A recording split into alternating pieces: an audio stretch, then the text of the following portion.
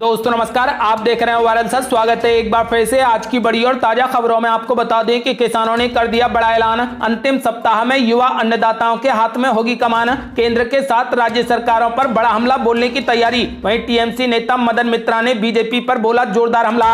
बोले एक दिन नरेंद्र मोदी स्टेडियम का नाम बदलकर अपने बेटे के नाम पर कर देंगे अमित शाह। वहीं यूपी में बीजेपी ने खेल दिया बड़ा दाव। नई पैकेजिंग के साथ रिलॉन्च होगी उज्ज्वला योजना।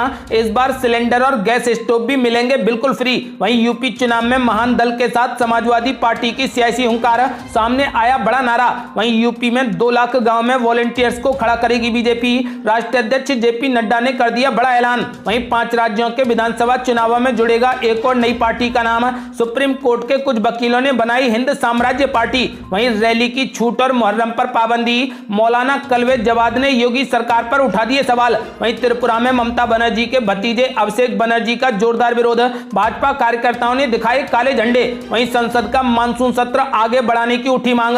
राज्यसभा सांसद ने कहा कि पीएम मोदी जासूसी मामले पर कराएं चर्चा। वहीं प्रधानमंत्री नरेंद्र मोदी आज जारी करेंगे पीएम किसान सम्मान निधि योजना की अगली किस्त। और भी बड़ी खबरों को जानने के लिए वीडियो को लाइक कर दें, चैनल को सब्सक्राइब कर लें और घंटी बटन जरूर दबा दें। वहीं पहली बड़ी खबर, किसानों ने कर दिया ऐलान। अंतिम सप्ताह में युवा अन्नदाताओं के हाथ में होगी कमान। केंद्र के साथ राज्य सरकारों पर बड़ा हमला बोलने की तैयारी। आपको बता दें कि केंद्र सरकार के नए कृषि कानूनों के विरोध में जंतर मंतर पर किसान संसद लगातार जारी है। अंतिम दिनों में अपनी मांग को और तेज करने के लिए युवा किसानों ने अब मोर्चा संभाल लिया है। सभी राज्यों से युवा किसान बड़ी संख्या में दिल्ली की सीमाओं पर जुटना भी शुरू हो गए हैं। वहां से हर दिन युवा सदस्य किसान संसद में हिस्सा लेने धरना स्थल पहुंच रहे हैं। किसान संसद में हिस्सा लेने आ रहे युवा अपने साथ सरकार के खिलाफ नारे लिखे हुए पोस्टर समेत सरकार के किसानों को अब तक किए झूठे आश्वासनों की पूरी लिस्ट भी लेकर आ रहे हैं। जब से जंतर मंतर पर किसानों ने अपनी संसद बैठाई है, तब से बुजुर्ग किसान ही इसका नेतृत्व करते आ रहे हैं। 200 किसानों में से हर दिन 2 से 3 बुजुर्ग किसानों को संसद का स्पीकर और डिप्टी स्पीकर चुना जाता रहा है। लेकिन किसान संसद के अंतिम सप्ताह में युवाओं को मौका मिलने जा रहा है। स्पीकर और डिप्टी स्पीकर पर अब न केवल युवाओं को अवसर मिलेगा, बल्कि बड़ी संख्या में पंजाब, हरियाणा, राजस्थान, मध्य प्रदेश, छत्तीसगढ़, उत्तराखंड और दक्षिण भारत के राज्यों से आए युवाओं को संसद में बोलने का पूरा मौका मिलेगा। ये युवा केंद्र सरकार के नए कानूनों पर, उनके राज्य में किसानों पर हो रहे अत्याचारों और किसान विरोधी नीतियों को लेकर अपनी बात रखेंगे। अंतिम सप्ताह में महिलाओं को भी अपनी बात रखने का पूरा अवसर किसान संसद में मिलेगा। किसान संगठनों ने अब तक तीनों कृषि कानूनों के खिलाफ किसान संसद में दर्जनों प्रस्ताव पास किए हैं। जैसा कि किसान संगठन नेता किया था कि जब से संसद शुरू होगी तब से संसद की खत्म होने तक वे नए कृषि कानूनों के विरोध में अपनी किसान संसद जंतर मंतर पर बिठाएंगे। 13 अगस्त को संसद का मानसून सत्र खत्म होने जा रहा है। ऐसे में किसानों को भी अपनी किसान संसद को स्थगित करना होगा। किसान संगठनों का कहना है कि किसान संसद की सफलता के बाद सभी किसान संगठनों की बैठक होगी। इसके बाद कैसे सरकार को घेरा जाए, इसकी नए सिरे से रणनीति तैयार की जाएगी। फिलहाल किसानों ने ऐलान कर दिया है कि जब तक सरकार किसानों की मांगों को नहीं मान लेगी, किसान 1 इंच भी पीछे नहीं हटेंगे। यदि आप भी किसानों का खुले दिल से समर्थन करते हैं तो इस वीडियो को लाइक कर अपनी राय हमें कमेंट बॉक्स में जरूर दें। और बड़ी खबर, तृणमूल कांग्रेस के नेता मदन मित्रा ने बीजेपी पर बोला जोरदार हमला। बोले एक दिन नरेंद्र मोदी स्टेडियम का नाम बदलकर अपने बेटे के नाम पर कर देंगे अमित शाह। यहाँ आपको बता दें कि केंद्र सरकार ने बीते दिन राजीव गांधी खेल रत्न अवार्ड का नाम बदलकर मेजर ध्यानचंद खेल रत्न अवार्ड कर दिया है। मोदी सरकार के इस फैसले को जहां कई नेताओं ने सराहा तो कई दलों के नेताओं ने इस पर सवाल खड़े कर दिए। तृणमूल कांग्रेस के सुखेंदु शेखर राय ने इसे बीजेपी सरकार की गंदी ट्रिक करार दिया। इसके बाद टीएमसी के ही वरिष्ठ नेता मदन मित्रा ने दावा किया है कि चीजों को बदलना बीजेपी की संस्कृति है। जैसा कि मोदी ने राजीव गांधी के अवार्ड वाले नाम को बदल दिया है, शायद अमित शाह एक दिन नरेंद्र मोदी स्टेडियम का नाम बदलकर अपने बेटे जय शाह के नाम पर रख देंगे। प्रधानमंत्री नरेंद्र मोदी ने घोषणा की कि भारत के सर्वोच्च खेल सम्मान राजीव गांधी खेल रत्न पुरस्कार का नाम अब बदलकर मेजर ध्यानचंद खेल रत्न पुरस्कार कर दिया गया है। टीएमसी नेता मित्रा ने आगे कहा कि उनके कमेंट से उन्हें पार्टी की ओर से शो कॉज नोटिस मिल सकता है, लेकिन वो ममता बनर्जी से 2024 के आम चुनावों में 42 सीटें जीतने के बाद नरेंद्र मोदी इंटरनेशनल स्टेडियम का नाम बदलकर अभिषेक बनर्जी स्टेडियम करने का आग्रह करेंगे। आपको बता दें कि वहीं पश्चिम बंगाल की मुख्यमंत्री ममता बनर्जी ने संसद में नया बिजली विधेयक 2020 पेश करने के केंद्र के फैसले फैसले के विरोध में पीएम मोदी को पत्र भी लिख दिया है। आपको बता दें कि तृणमूल कांग्रेस अब राष्ट्रीय राजनीति करने के मूड में है और ऐसा माना जा रहा है कि इस बार प्रधानमंत्री पद की दावेदार मुख्यमंत्री ममता बनर्जी होंगी। और बड़ी खबर, यूपी चुनाव जीतने के लिए बीजेपी ने खेला बड़ा दांव। नई पैकेजिंग के साथ रीलॉन्च होगी उज्ज्वला योजना। इस बार सिलेंडर और गैस स्टोव भी मिलेंगे बिल्कुल फ्री। ये आपको बता दें कि गरीबी रेखा से नीचे जीवन यापन करने वाले गरीब परिवारों को फ्री में एलपीजी गैस कनेक्शन देने की योजना उज्ज्वला को केंद्र सरकार नई पैकेजिंग के साथ उत्तर प्रदेश चुनाव से पहले रीलॉन्च करने जा रही है। प्रधानमंत्री नरेंद्र मोदी मंगलवार को उत्तर प्रदेश के महोबा जिले से उज्ज्वला योजना 2.0 की शुरुआत करेंगे। उज्ज्वला योजना 2.0 के तहत लाभार्थी को गैस कनेक्शन के साथ साथ स्टोव और पहली बार भरा हुआ सिलेंडर भी बिल्कुल फ्री मिलेगा। आपको बता दें कि साल 2017 में यूपी में हुए विधानसभा चुनाव में केंद्र की उज्ज्वला योजना की काफी चर्चा हुई थी और बीजेपी की बड़ी जीत का श्रेय इसे भी दिया गया था। हालांकि उज्ज्वला योजना के पहले संस्करण में सरकार सिर्फ एलपीजी कनेक्शन के लिए 1600 रुपए डिपॉजिट मनी की राशि की आर्थिक सहायता देती थी। इस योजना के तहत गैस कनेक्शन पाने वाले परिवार स्टोव और सिलेंडर के लिए बिना ब्याज के लोन ले सकते थे। आपको बता दें कि उज्ज्वला 2.0 के तहत केंद्र सरकार इस वित्तीय वर्ष में लगभग 1 करोड़ गैस कनेक्शन गरीबों को फ्री में बांटेगी। आज से लगभग 5 साल पहले यूपी चुनावों से पहले पीएम मोदी ने 1 मई 2016 को राज्य के बलिया जिले में इस योजना का पहला संस्करण लॉन्च किया था। नाम न छापने की शर्त पर एक अधिकारी ने बताया कि उज्ज्वला योजना 2.0 के अंतर्गत 800 रुपए से अधिक की कीमत वाला सिलेंडर और एक स्टोव इस बार बिल्कुल फ्री में दिया जाएगा।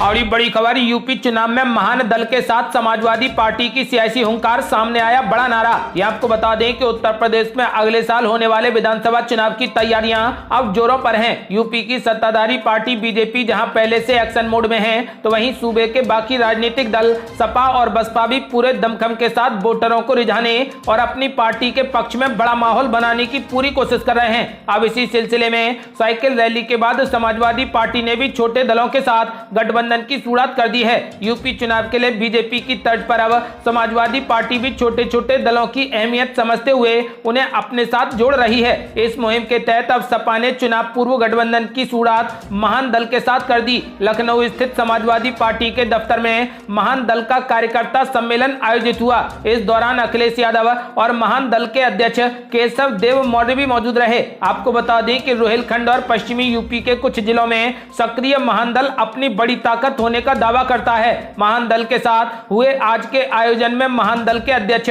केशव देव मौर्य ने अपने समर्थकों को नया चुनावी नारा देते हुए कहा कि महान दल ने ठाना है सपा सरकार बनाना है। महान दल ओबीसी समाज के मौर्य, शाक्य, सैनिक, कुशवाहा समाज वोट पर अपना दावा करता है। इस गठबंधन को अखिलेश यादव के ओबीसी कार्ड के तौर पर देखा जा रहा है। आपको बता दें कि उत्तर प्रदेश विधानसभा चुनाव का कार्यकाल 14 मई 2022 को पूरे होने जा रहा है। इसके करीब 1 महीने पहले तारीखों का ऐलान हो सकता है। आपको बताते चलें कि फिलहाल अखिलेश यादव ने महान दल के साथ गठबंधन कर लिया और एक नया नारा सामने आ गया, महान दल ने ठाना है सपा सरकार बनाना है। आपको बता दें कि अखिलेश यादव पहले ही 400 सीटें पार जीतने का ऐलान कर चुके हैं। और ये बड़ी खबर, यूपी जीतने के लिए 2 लाख गांव में 4 लाख वॉलेंटियर्स को खड़ा करेगी बीजेपी। राष्ट्रीय अध्यक्ष जेपी नड्डा ने किया बड़ा ऐलान। ये आपको बता दें कि उत्तर प्रदेश के आगरा शहर में आयोजित ब्रज क्षेत्र की संगठनात्मक बैठक के दौरान भारतीय जनता पार्टी के राष्ट्रीय अध्यक्ष जेपी नड्डा ने बड़ा ऐलान किया है। उन्होंने कहा कि बीजेपी 2 लाख गाँव में 4 लाख हेल्थ वॉलेंटियर्स को खड़ा करेगी जो डॉक्टर्स की मदद करेंगे। इस मौके पर यूपी के मुख्यमंत्री योगी आदित्यनाथ भी मौजूद रहे। जेपी नड्डा ने कहा कि डॉक्टर कभी कॉकपिट से बाहर नहीं निकल पाते हैं। डॉक्टर के सेवा भाव को कोई सर्टिफिकेट नहीं दे सकता।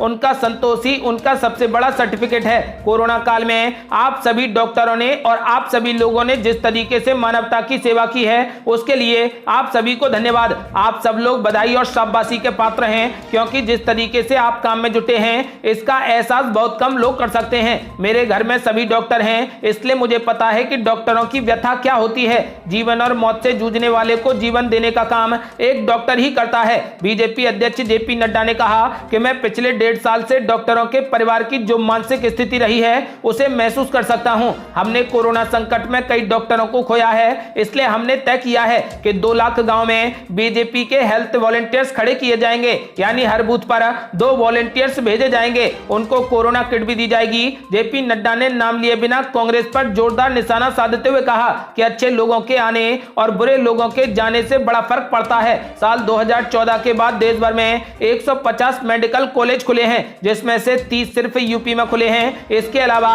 50 करोड़ गरीब लोगों को आयुष्मान योजना के तहत 5-5 लाख रुपए का फ्री हेल्थ कवर दिया गया है। जेपी नड्डा ने आगे कहा कि विपक्ष के लोग काफी छोटी सोच रखते हैं, वैक्सीन को लेकर लटकाने भटकाने का काम करते हैं। विपक्ष के नेता ने कहा था कि यह बीजेपी की वैक्सीन है। ये कितनी छोटी सोच के नेता हैं, लेकिन फिर भी यूपी में सबसे ज्यादा लोगों का वैक्सीनेशन हुआ है। आपको बता दें कि फिलहाल जेपी नड्डा ने यूपी चुनाव में अब बिगुल फूंक दिया है। अगली बड़ी खबर, 5 राज्यों के विधानसभा चुनावों में जुड़ेगा एक और नई पार्टी का नाम। सुप्रीम कोर्ट के कुछ वकीलों ने मिलकर बनाई हिंद साम्राज्य पार्टी। ये आपको बता दें कि 2022 के उत्तर प्रदेश चुनाव काफी नजदीक हैं। इस बीच कई क्षेत्रीय पार्टियां जोर शोरों से तैयारियों में लगी हैं। विधानसभा चुनाव से पहले देश में राजनीतिक दलों की सूची में एक नए दल हिंद साम्राज्य पार्टी का नाम भी जुड़ गया है। इस पार्टी के राष्ट्रीय अध्यक्ष हरिशंकर जैन हैं। हरिशंकर जैन ने कहा कि उनकी पार्टी देश में मौजूद बाकी पार्टियों से बिल्कुल अलग है। उन्होंने कहा कि उनकी पार्टी का लक्ष्य बस सत्ता हासिल करना नहीं है और वे जोड़ तोड़ कर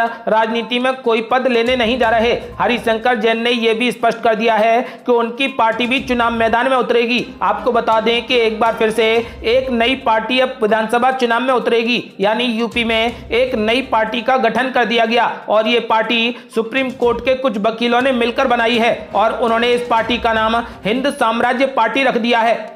अगली बड़ी खबर, रैली की छूट और मुहर्रम पर पाबंदी। मौलाना कल्बे जवाद ने योगी सरकार पर बोला तगड़ा हमला। ये आपको बता दें कि उत्तर प्रदेश के बाराबंकी जिले में all India Muslim personal law board के सदस्य और मुस्लिम धर्मगुरु मौलाना कल्बे जवाद नकवी ने मुहर्रम समेत अन्य धार्मिक कार्यक्रमों पर लगी पाबंदियों को लेकर योगी सरकार पर जोरदार हमला बोला और सवाल खड़े किए। कल्बे जवाद ने कहा कि सियासी पार्टियों को कोविड नियमों के तहत रैली और प्रदर्शन करने की इजाजत है, लेकिन धार्मिक कार्यक्रम करने से कोरोना फैलने का खतरा क्यों बढ़ जाता है। मौलाना कल्बे जवाद ने कोविड प्रोटोकॉल पर सवाल खड़े करते हुए कहा कि क्या सियासती लोगों पर कोविड हमला नहीं करता है, सिर्फ धार्मिक लोगों पर ही कोविड हमला करता है। उन्होंने चुटकी लेते हुए कहा कि ऐसा लगता है कि कोविड की सारी दोस्ती राजनीतिक पार्टियों से है और धार्मिक लोगों से उसकी दुश्मनी है। मुहर्रम में ताजिए रखने और कोविड नियमों के तहत उन्हें उठाने की मांग भी मौलाना ने की है। आगामी विधानसभा चुनावों पर बोलते हुए मौलाना कल्बे जवाद ने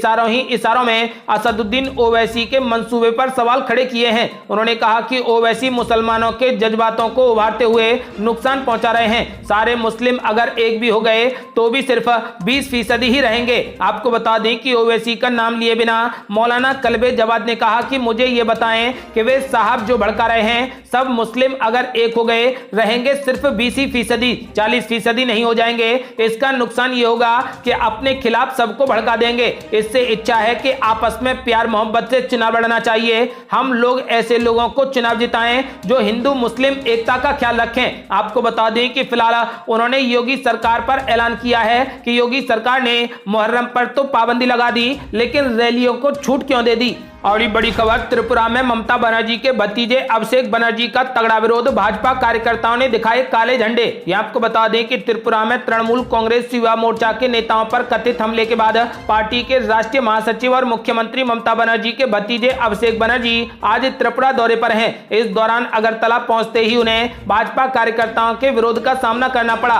भाजपा कार्यकर्ताओं ने टीएमसी सांसद का जमकर विरोध करते हुए उन्हें काले झंडे दिखाए और गो बैक के नारे लगाए। इस तृणमूल कांग्रेस ने बताया कि पार्टी के राष्ट्रीय महासचिव अभिषेक बनर्जी सभी घायल कार्यकर्ताओं और समर्थकों को तत्काल आधार पर कोलकाता वापस ले जाएंगे। त्रिपुरा में उन पर हुए हमले के बाद उन्हें चोटें आई हैं और उन्हें चिकित्सीय सहायता की आवश्यकता है। आपको बता दें कि अभिषेक बनर्जी के खिलाफ बीजेपी कार्यकर्ताओं ने जमकर काले झंडे दिखाए और उन्हें गो बैक के नारे लगाए। ये थी अब तक की बेहद बड़ी खबरें। यदि आप भी चाहते हैं कि भारत जल्द से जल्द कोरोना मुक्त हो जाए तो इस वीडियो को लाइक कर कमेंट बॉक्स में जरूर लिखें। यदि आप हमारे चैनल को रोजाना देखना चाहते हैं तो इस वीडियो को लाइक कर चैनल को सब्सक्राइब जरूर कर लें। जल्दी मिलते हैं बड़ी अपडेट के साथ, तब तक के लिए जय हिंद, जय भारत।